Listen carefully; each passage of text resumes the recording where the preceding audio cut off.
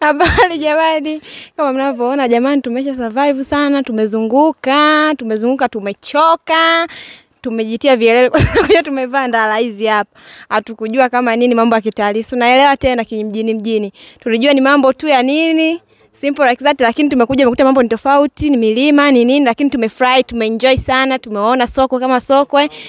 Pia hapa tuko maeneo ambayo wanasema zamani walikuwa ni sehemu ya kulishia nini?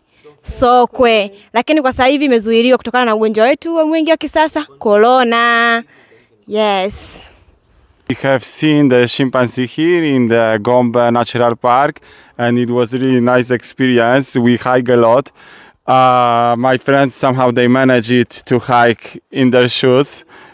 Even on some part they removed the shoes to hike better.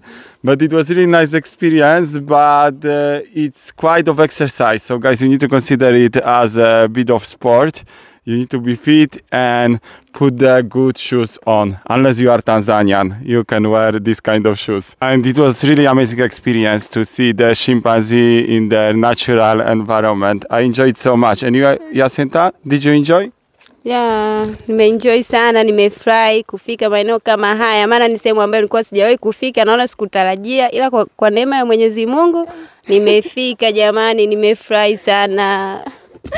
Jamani, kwa kufurahi nimefurahi, nimeenjoy sana, pia nina furaha jamani. Na nyie pia tunakaribisha Kigoma na mfike Gombe, muenjoy kama sisi tulivyoenjoy. Ndala zetu.